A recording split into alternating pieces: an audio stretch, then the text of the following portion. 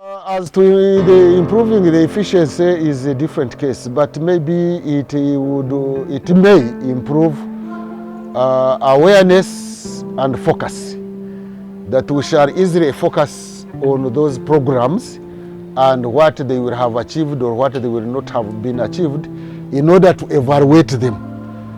Efficiency is a condition of other factors other than changing from project or sector to program, because even under sector-based approach, you could still achieve some efficiency and effectiveness. So there are other factors that and conditions that are not conditional to program design change.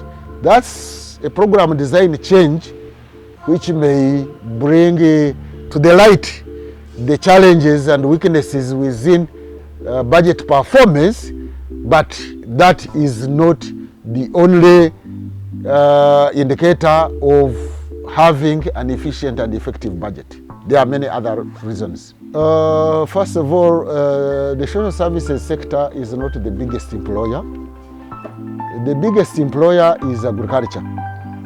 Almost 75% of citizens in Uganda are employed in agriculture.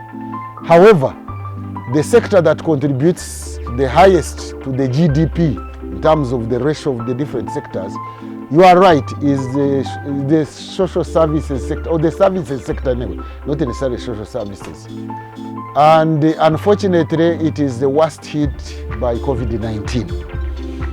And therefore, it needs prioritizing in order to revive it or even to keep it going, because if it collapses completely, the economy will collapse and the revenue collection will collapse, and that is why there is need to put more emphasis on it. However, it is not necessarily the sector that has been allocated the biggest funds.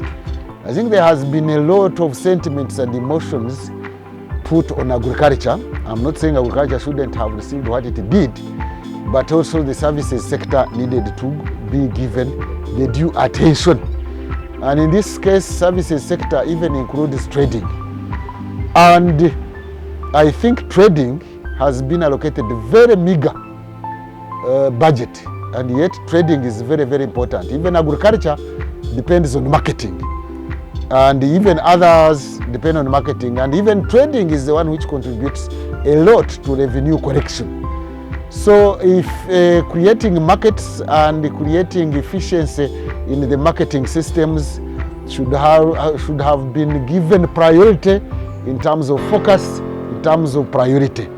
At times we are taken by emotions and look at agriculture as in terms of producing and cultivating without looking at storing, without looking at post-harvest handling, without looking at how what is produced is marketed. Once it is not marketed, it will create disincentives to more production, and therefore that area should have been given more attention. But we have given even more money to say security.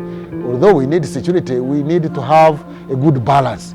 A lot of money has been allocated to say roads, as if roads is the only infrastructure, without talking about, for example, stores for the produce, without talking about the standard gauge railway, without talking about even infrastructure as ICT infrastructure. Trade is very central. We are talking about an economy of export economy, an export-based economy, and yet you are not facilitating trade, you are not facilitating exports. And if there are no markets, even if you produce a lot, when it is not bought, when it has no market, then in the next season, people will get discouraged from producing. So we need to strike a good balance and not just base our budget on emotions and sentiments just because of the public. We should have experts to advise us on how to allocate resources and values during the budgetary process. You see, the new taxes are targeting getting more revenue for the state, and without planning as to where that revenue will go in terms of improving more production and productivity. Quite often we are increasing revenue in order to spend it on consumption, in order to spend it on administration, not necessarily in order to spend it so that it produces more wealth and we collect more resources. That's why I'm saying those new taxes, in any case, even if we have expanded the tax, not base, but the tax avenues, it does not follow that that tax will go to the citizens. It might go to the state officials to create more number of MPs and create more cabinet members and create more of consumption of the revenue that is collected. Because the revenue collected and the budget needs to be informed by the service, by providing a common good for the greater majority. That is my philosophy. The common good for the greater majority. But this philosophy, for example, of the president mentioning the other day that he will reserve jobs for the minority of the former NRA fighters who don't have pressures at home because their parents are now rich, instead of catering for the common good of the greater majority. So what is the budget philosophy in terms of collecting revenue and investing it for production, or investing it for service delivery, or investing it for improving the lives of the greater majority?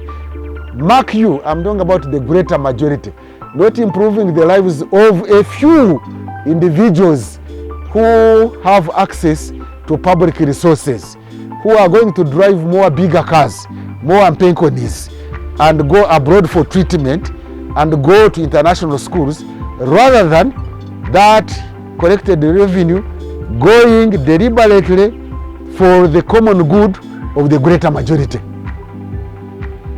That is the key word, the common good for the greater majority.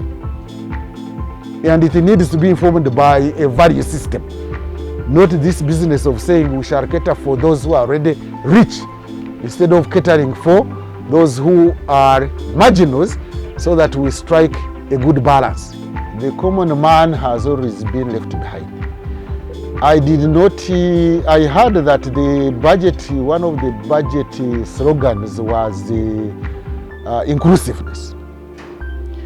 But we need to see that certain budgetary lines were spent on inclusiveness. So it needed to be prominent either in the speech of the minister or in the speech of the president that we have set aside this money targeting inclusiveness. But we have got a case of taxing consumption, which is a non-progressive tax. It is a retrogressive tax. We should be targeting most of the tax-to-tax income, not consumption. Because when you tax consumption, the tax burden falls on everybody, and it even falls on the poor. So can the government point out clearly how the budgetary lines were targeting, including the marginals? Are the marginals actually seen, or they are not seen? Did the statement at the budget reflect targeting inclusiveness? Is giving jobs to the sons and daughters of those who were already rich a case of inclusive budget? I dare say no, that was not the target. In other words, the slogans of the theme of the budget are not matched by the actions and the budgetary lines. We needed to have budgetary lines which are specifically, for example, the UBOS, Uganda Bureau of Statistics, has come up with the poverty map. So have we allocated more funds to those areas that are the poorest? Have we come up with a budget to address inequality, for example, in terms of failure rates in primary and secondary examinations? Have we looked at the health map in Uganda to see areas that are faced more by diseases and where people are more diseased than the other areas, so that we have a budget that targets the marginal areas and gives them affirmative action so that they can also come up. Do we have program for reducing inequality in this country, or it is business as usual? You find a government official earning 40 million as salary per month, when in the same department it is somebody who is earning 300, 400,000. The other one is earning, I don't know how many times, 100 times more than the other one. Have we come up with a budgetary policy? Because budget more or less is a policy.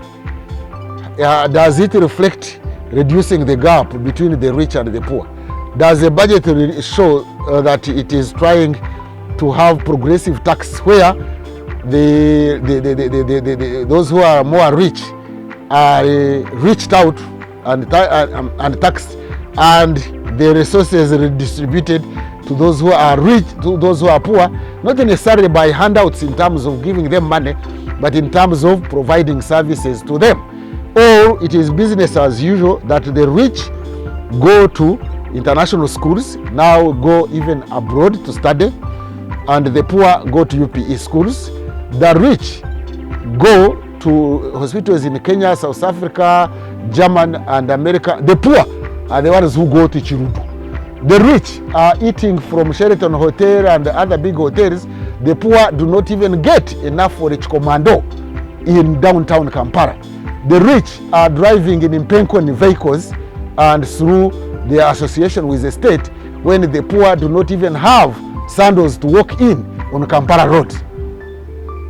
So has the budget addressed income inequality?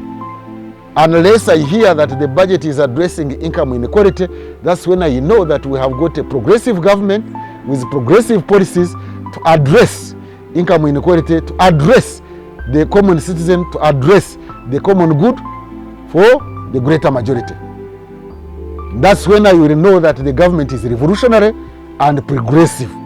But if we have a budget year in, year out that caters for the rich at the expense of the poor, that reflects inequality levels going higher and higher in this country, then nobody should parade around with statements that they are revolutionary and they are progressive. A progressive regime has a progressive taxation. A progressive regime reduces inequality. A progressive regime caters for a budget for the common good of the greater majority.